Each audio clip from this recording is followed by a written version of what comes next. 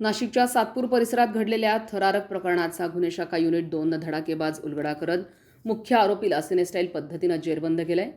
1 मे 2026 रोजी रात्री सुमारे 10:15 वाजण्याच्या सुमारास फिर्यादी आपल्या घरी जात असताना आरोपी चेतन पवार आणि त्याच्या साथीदारांनी अचानक घरावर धाड टाकली. हातात धारदार तलवारी आणि लाकडी दांडके घेऊन शिवीगाळ करत घरात घुसण्याचा प्रयत्न केला. फिर्यादीच्या पतीला लक्ष्य करत आरोपींनी बेदम मारहाण केली. यानंतर टोळीचा हेदोस आणखी वाढला. घरावर जोरदार दगडफेक करण्यात आली. खिडक्यांच्या काचा फोडण्यात आल्या आणि संपूर्ण परिसरात भीतीचं वातावरण निर्माण करण्यात आलं. एवढ्यावरच न थांबता आरोपींनी घरातील सीसीटीव्ही कॅमेरे तोडून जबरदस्तीनं चोरून नेले, जेणेकरून गुन्ह्याचे पुरावे नष्ट होतील. या प्रकरणी सातपूर पोलीस ठाण्यात जबरी चोरी, मारहाण, धमकी आणि शस्त्र कायद्यान्वये गंभीर गुन्हा दाखल करण्यात आलाय. दरम्यान गुन्हे शाखा युनिट 2 या प्रकरणाचा समांतर तपास सुरू केला. सीसीटीव्ही फुटेज, तांत्रिक माहिती आणि गुप्त बातमीदारांच्या मदतीनं आरोपी चेतन मच्छिंद्र पवार हा गंगापूर गाव परिसरात येणार असल्याची माहिती पोलिसांना मिळाली.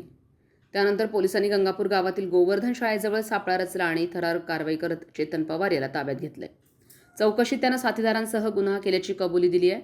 सध्या सातपूर पोलीस पुढील तपास करत असून टोळीतील इतर आरोपींचा शोध सुरू आहे. संविधान न्यूज, नाशिक.